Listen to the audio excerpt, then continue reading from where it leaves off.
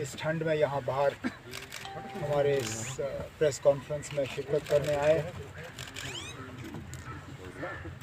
बड़ी मुद्दत के बाद इस तरह आप सबसे मुलाकात का मौका जो है हासिल हुआ है। शायद पिछले साल जुलाई अगस्त के बाद ये पहली मर्तबा है कि तमाम प्रेस को एक साथ बुला के आप सबसे बातचीत करने का मौका मिला है। आज आपको बुलाने का जो मकसद है वो बिल्कुल क्लियर है। हाल ही में हुकूमत ने यहाँ पे डीडीसी के इलेक्शन कराए हैं। नतीजे सबके सामने हैं। किस पार्टी ने कितने सीट लिए, यहाँ पे कश्मीर वादी में और जम्मू में नतीजे क्या रहे वो कोई छुपी बात नहीं है। सबको मालूम है कि किन किन ज़िलों में अक्सरियत किसकी है। इलेक्शन के नतीजों के बाद बार बार दिल्ली से, यहाँ की हुकूमत से, बीजेपी के आला जो स्पोक्स पर्सन्स या जो पोस्ट पे बैठे हुए हैं, उन्होंने एक ही बात कही कि ये जमहूरियत की जीत है। आज भी वज़ीर आज़म साहब जब एक सेहत को लेके प्रोग्राम का इनॉग्रेशन कर रहे थे तो उन्होंने काफ़ी सारी बातें डीडीसी इलेक्शन के हवाले से की और कहा कि ये जमहूरियत है और जमहूरियत की जीत हुई है। अगर वाकई जमहूरियत की जीत हुई है तो फिर जमहूरी तरीक़ों से ही अगला कदम जो है लिया जाना चाहिए। और अफसोस की बात यह है कि ये नहीं हो रहा है।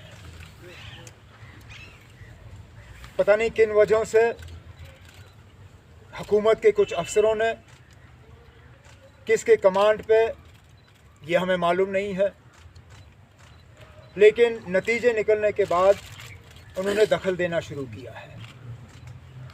गिरफ्तारियां, पकड़ दकड़, धमकियां, और मकसद सिर्फ यही है कि जिन ज़िलों में पीपल्स अलायंस का, मैं कश्मीर प्रोविंस की बात कर रहा हूँ, जिन ज़िलों में पकड़ दकड़ के ज़रिए वो रिज़ल्ट को तब्दील कर सकते हैं और डीडीसी चेयरमैन जो है अलायंस को छोड़ के दूसरी पार्टी का बना सकते हैं, वहाँ पे ज़ोर शोर से ये काम चल रहा है।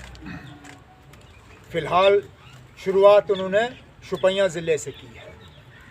मेरे दो साथी सीनियर वच्ची के हमारे एक्स MLC शौकत गनाई साहब और शुपियाँ के हमारे सेगमेंट इंचार्ज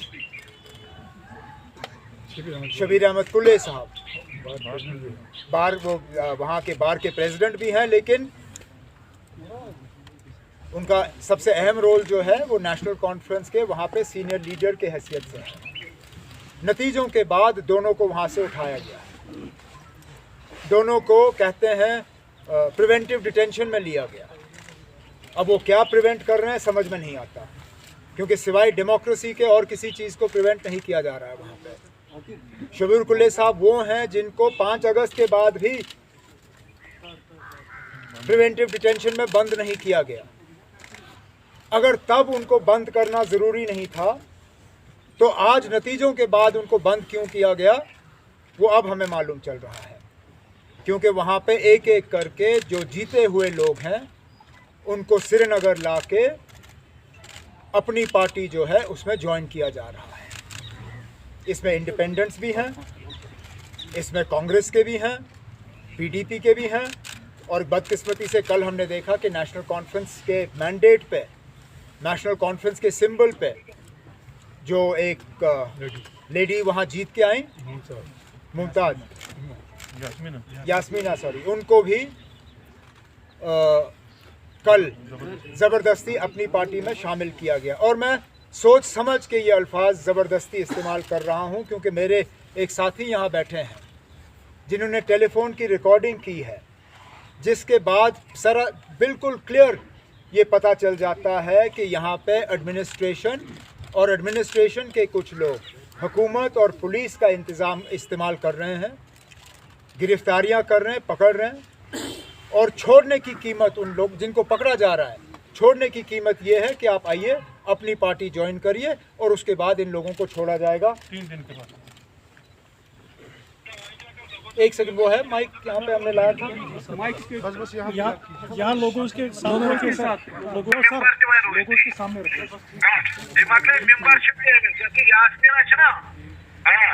पार्टी बेसस पे वसमुस तक अमिस बगन मेंबरशिप पर वन मूजूब कह मूजूब दिता वर्ड में बानन कह मे पानस क्या वर्ड मतलब मैं दिता वर्ड बानन कह अल्ताफ और एक उस औरत का क्योंकि खावंद है, खावंद के भाई को पकड़ के लिया गया है और खावंद को कहा जा रहा है कि आप अपनी बीवी को अपनी पार्टी में ज्वाइन करा दो, 3 दिन के अंदर अंदर हम आपके भाई को छोड़ देंगे। वो गई, अपनी पार्टी ने उसको हार पहना दिया और जमहूरियत का एक बार फिर यहाँ पे कत्ल का सिलसिला जो है उसको कर दिया। हालांकि हम समझ नहीं पाते, अगर पार्लियामेंट में एंटी डिफेक्शन है, अगर के असेंबली में एंटी डिफेक्शन है, तो पंचायतों में भी है, तो फिर एंटी डिफेक्शन का कानून यहाँ पे भी लगना चाहिए। ये फौरी तौर डिस्क्वालीफाई हो जाए, नए सिरे से इलेक्शन कराएं, हम भी देखते हैं कौन कहाँ खड़ा है। लेकिन अब ये जमहूरियत नहीं है, लोगों ने अपना फैसला सुना दिया है, अब कबूल करिए। जमहूरियत का मतलब है कि हार जीत हम कबूल करें, अगर के हमें हम मान के चलें कि ये लोगों का फैसला है। अगर हम हार गए होते हम कबूल करते कि हम हार गए, लेकिन ज़्यादातर सीटें पीपल्स अलायंस को लोगों ने दी हैं।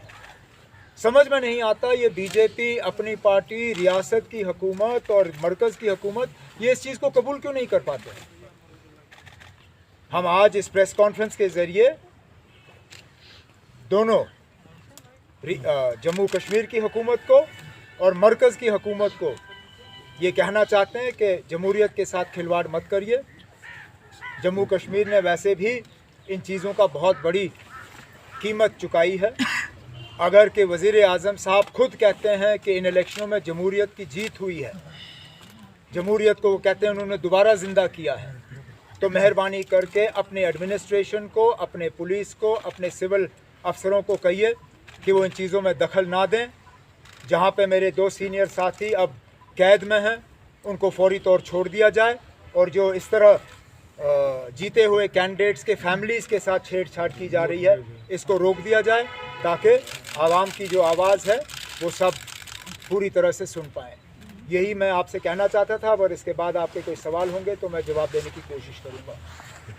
मुझे बताइए कोई ऐसा इलेक्शन जिसमें हमें कैंडिडेट्स को होटलों में बंद करना पड़ा, या हमने कैंडिडेट्स को सिक्योरिटी नहीं दी। मैंने कभी ये इल्ज़ाम नहीं लगाया कि मुझे कैंपेन करने नहीं दिया। हकीकत यह है कि ना मैंने कैंपेन करने की कोशिश की, ना मेरा कैंपेन करने का कोई इरादा था। लेकिन इस बात से भी इनकार नहीं किया जा सकता कि अक्सर बेशतर हमारे जो कैंडिडेट्स थे